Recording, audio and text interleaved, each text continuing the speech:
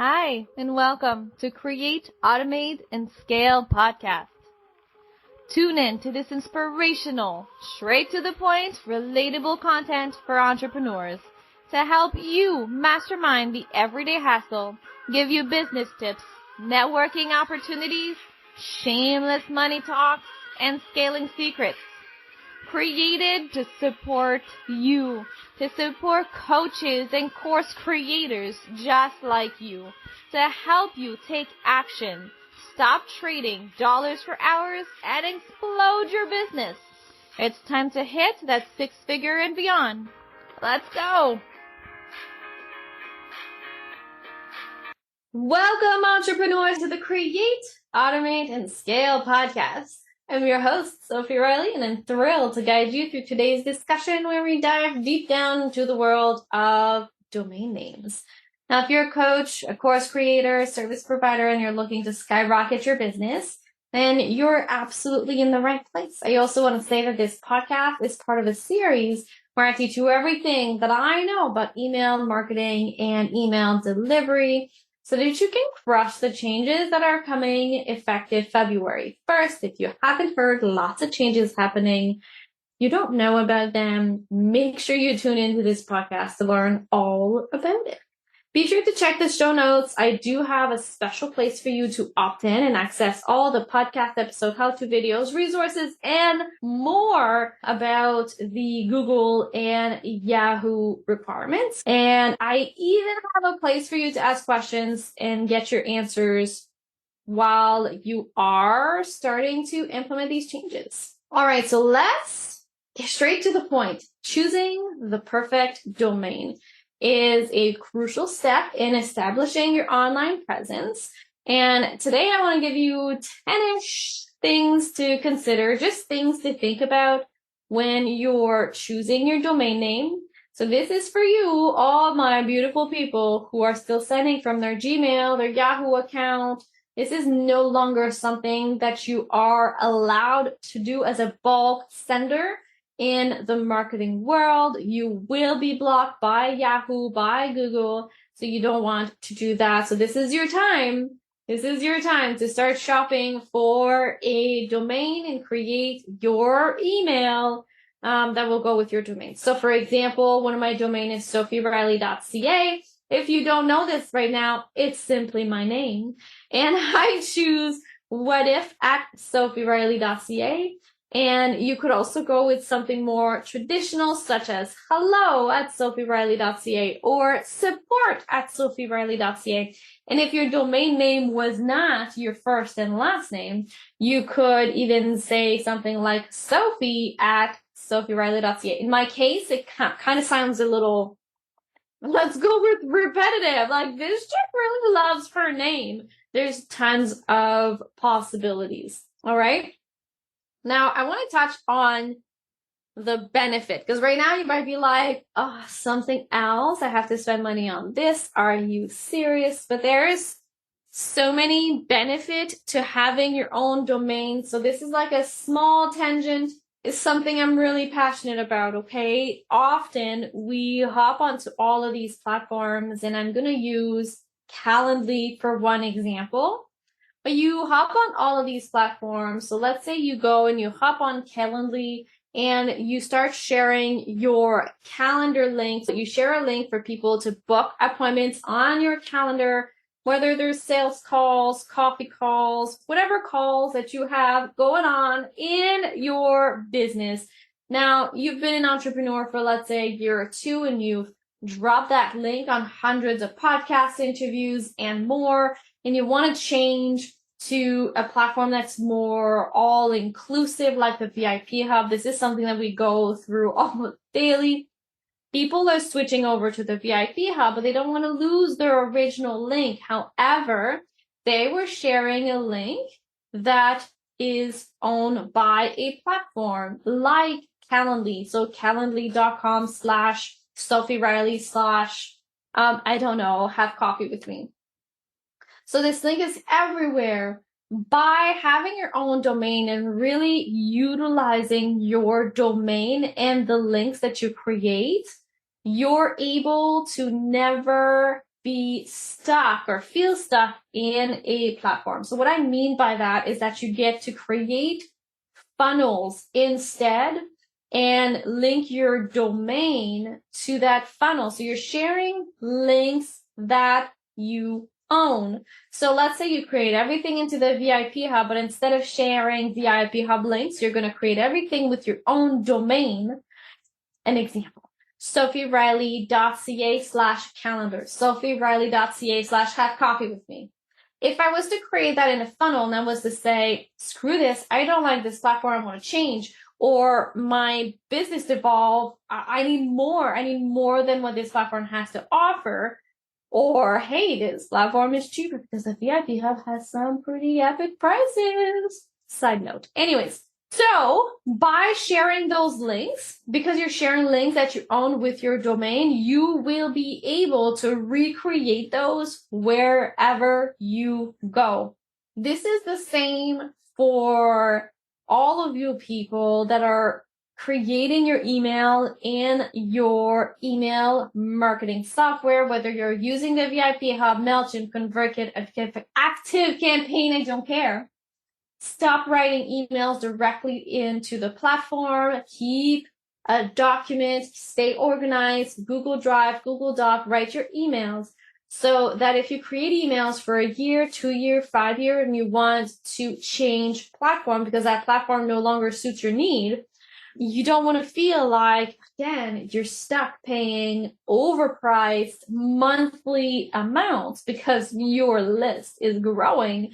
And you don't want to be stuck there because all your stats, all your emails are there. If you stay organized behind the scene and keep everything in separate folders and documents, you're never stuck in a platform. This was my little sidebar for the day. Okay, so choosing the right domain name is crucial. There's a lot of things that we can think about when we want to do that. A good domain name can make your site trustworthy, credible, drive more traffic. It's generally like your first impression. It's the first thing that people are going to notice when they go on your website. So let's talk about some things that you get to think about. First, there's the top level domain. If you may have seen this maybe in a blog post or online, it's a TLD.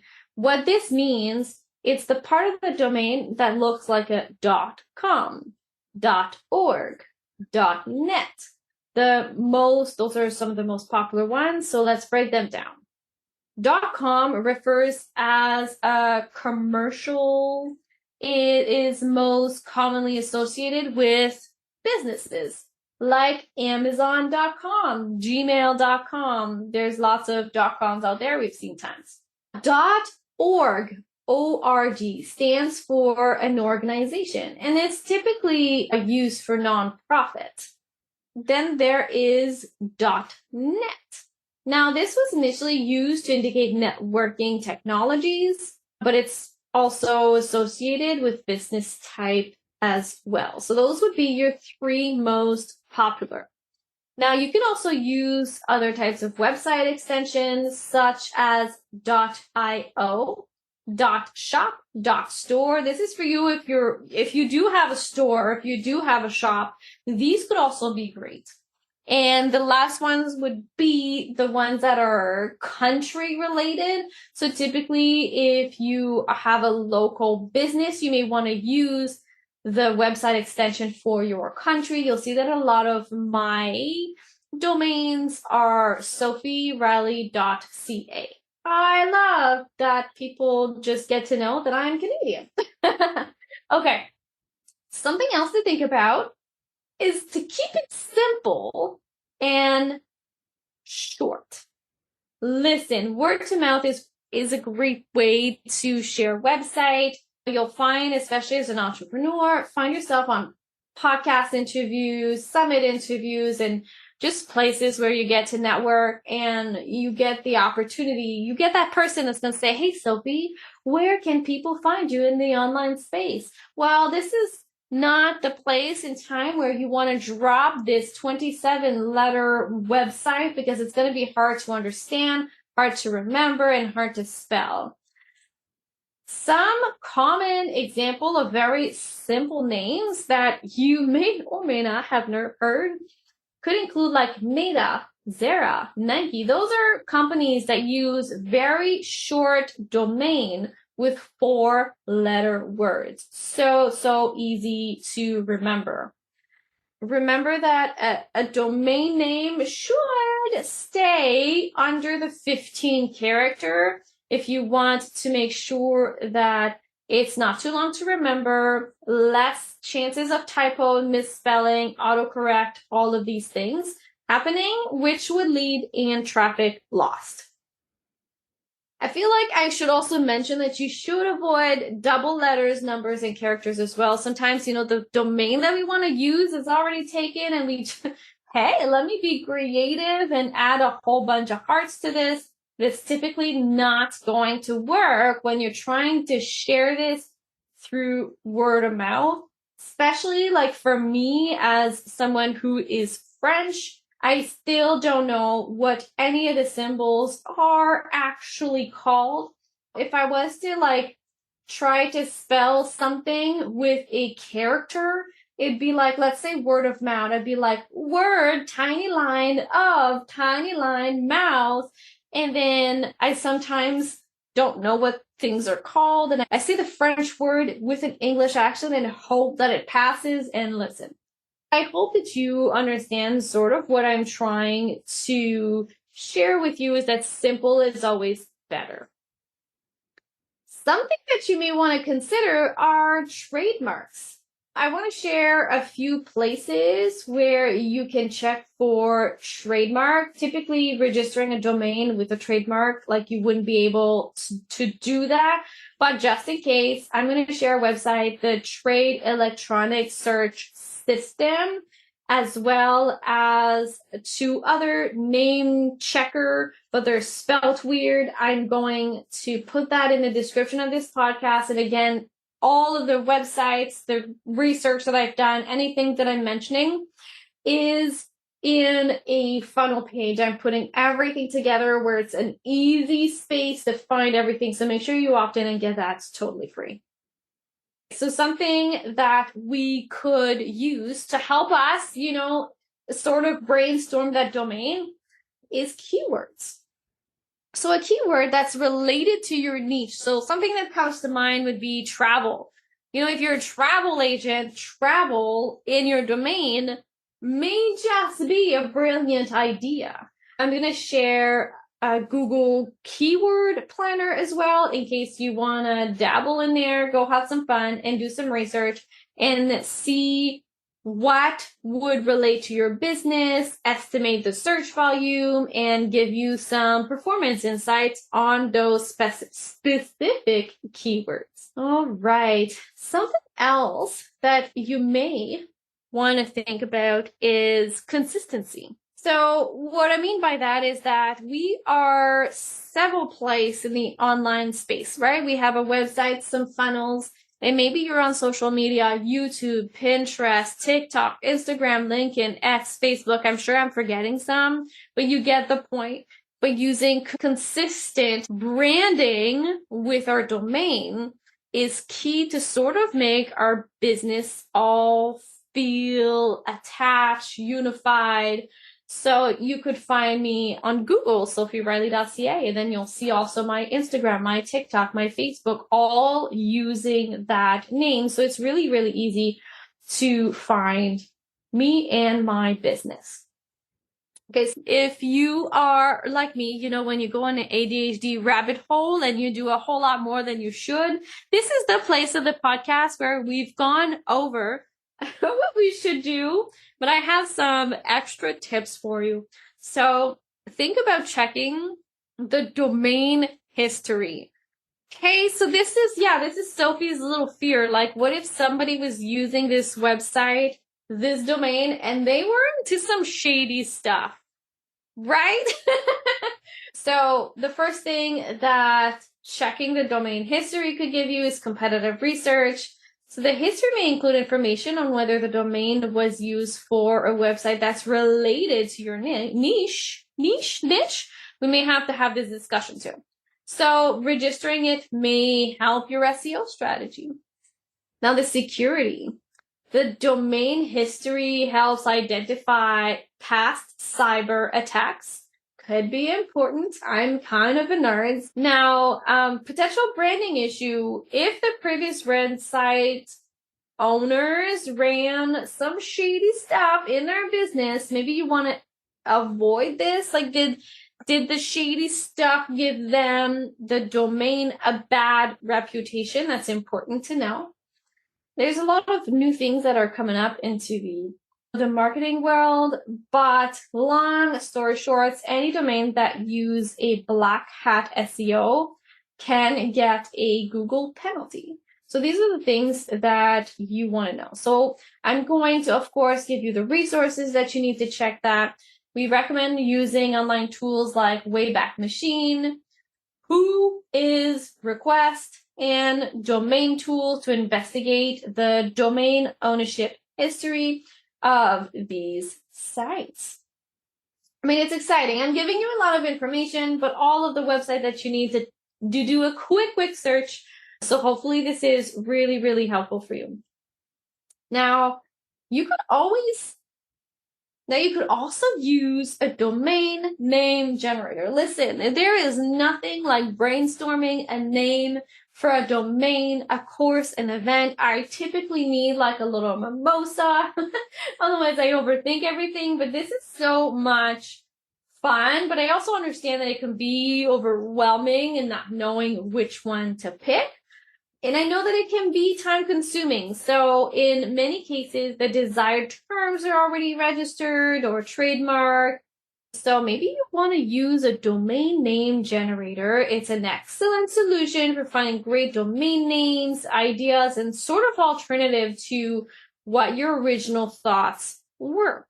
And of course, many are available, including Hostinger Domain Checker, Looka, Domain Typer, and Nameboy. I'm going to give you all the links below, so don't stress. Now, I feel like this was a lot of information, but hopefully this is giving you some insights, and most importantly, you can see the possibilities. After saying all this, I also want to say that if this is overwhelming, getting a domain with your internet first and last name is such an amazing place to start, especially like, let's say, like me, you're Sophie Riley all over the internet. Getting a sophieriley.ca, especially if you're a coach, is such an amazing, amazing place to start. Now it's time to go and purchase that domain. My personal favorite place to buy domain, where I bought all my domain, and what is most familiar to me is Namecheap. But there's definitely a lot of places where you can purchase domain. I suggest just doing a quick search and see what is better for you. So it's time to get your domain and join me in the next episode where we dive into your current email score and what you have to do to not only authenticate your email, but rock email delivery no matter what your list is, whether it's small, it's big. I got you covered. Thanks for tuning in to the Create, Automate, and Scale podcast. We hope you found today's episode to be inspirational, informative, and straight to the point. Our goal is to provide you with relatable content that helps you mastermind the everyday hustle, grow your business, and achieve your goals. As an entrepreneur, we know how tough it is that it can be to navigate the world of business, which is why we're here to support you with valuable tips, networking opportunities, shameless money talk, and scaling secrets. We're dedicated to helping coaches and course creators take action, stop trading dollars for hours, and explode their business to hit that six-figure and beyond. Make sure you subscribe to our podcast to stay up to date with the latest episode, and feel free to leave a review or reach out to us with any feedback or questions that you may have. Thanks for listening, and we'll catch you in the next episode of Create, Automate, and Scale.